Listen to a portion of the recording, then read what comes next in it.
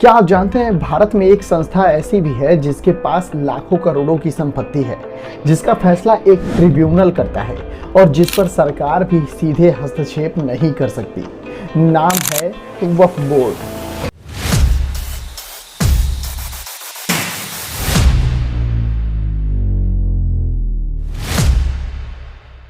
अब सरकार इसके खिलाफ नया बिल लेकर आ रही है। कुछ इसे एक्शन मानते हैं तो कुछ इसे साजिश। लेकिन सच्चाई क्या है, चलिए जानते हैं फैक्ट्स के साथ, बिना किसी भेदभाव के। वक्फ एक इस्लामिक व्यवस्था है जिसमें कोई मुसलमान अपनी जमीन, दुकान या संपत्ति को अल्लाह के नाम पर समाज के लिए दान कर देता है, जैसे कि मस्जिद, मदरसा, अस्पताल या कब्रिस्तान। लेकिन ये दान किसी व्यक्ति को नहीं, वक्फ बोर्ड को मिलता है जो इस संपत्ति का संचालन करता है। वक्फ का इतिहास कुछ ऐसा है दोस्तों। इस्लाम में वक्फ की शुरुआत पैगंबर मोहम्मद के समय से मानी जाती है और भारत में वक्फ का इतिहास 13वीं सदी से शुरू होता है, जब सुल्तानों और मुगलों ने धार्मिक स्थलों के लिए जमीनें दी।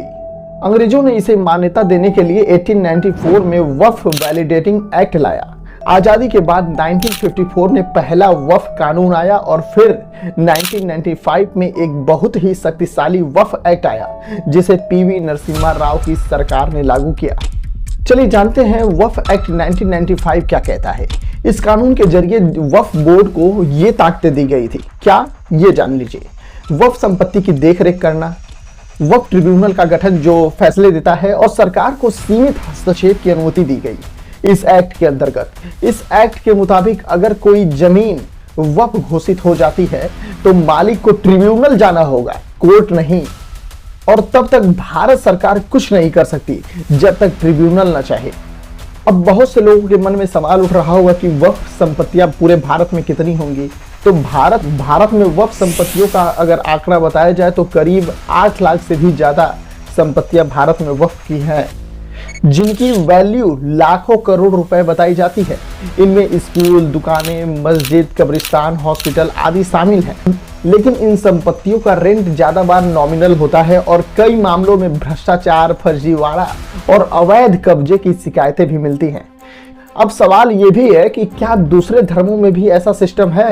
तो जी हाँ, दूसरे धर्मों में भी ऐसा सिस्टम है। हिंदू धर्म में मंदिर ट्रस्ट होते हैं, जैसे तिरुपति बालाजी, केदारनाथ, बद्रीनाथ बोर्ड। सिख धर्म में एसजीपीसी गुरुद्वारों का संचालन करता है। ईसाई मिशनरियों की अपनी ही ट्रस्ट होती है। ध्यान देने वाली बात यह है कि वक्फ बोर्ड के पास ट्रिब्यूनल जैसी कानूनी ताकतें होती हैं जो इन ट्रस्ट के पास नहीं होती। अब बात कर लेते हैं न्याय, बिल और विवाद की।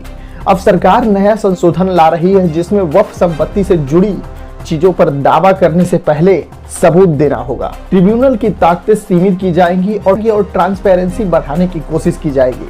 सरकार का कहना है कि इससे भ्रष्टाचार रुकेगा, लेकिन विरोधी कहते हैं ये धार्मिक मामलों में दखल है। अब सवाल ये भी है कि वक्फ की शक्तियां कहां तक जायज है? क्या किसी भी संस्था को इतनी ताकतें देना उचित है कि आम नागरिक कोर्ट तक भी ना जा सके? क्या सिर्फ एक समुदाय के लिए इतनी विशेष सुविधाएं होना न्याय संगत है? सुप्रीम कोर्ट भी कई बार कह चुका है कि वक्फ एक्ट की शक्तियां सीमित की जानी चाहिए। अब निष्कर्ष में यही कहना चाहूंगा कि वक्फ एक धार्मिक और सामाजिक उद्देश्य वाला सिस्टम है, लेकिन जब उस पर पारदर्शिता न हो तो ये शक्तियों का दुरुपयोग बन सकता है। जरूरत है रिफॉर्म्स की, ना कि अफवाहों की। हमें हर धर्म के ट्रस्ट के लिए एक समान नियम बनाने की दिशा में सोचना चाहिए। अगर आपको ये वीडियो जानकारी पूर्ण लगा हो तो इसे शेयर करें और नीचे कमेंट में बताएं कि क्या आपको लगता है कि वक्फ बोर्ड की शक्तियों को सीमित किया जाना चाहिए। बाकी वीडियो देखने के लिए आप सभी का बहुत बहुत धन्यवाद।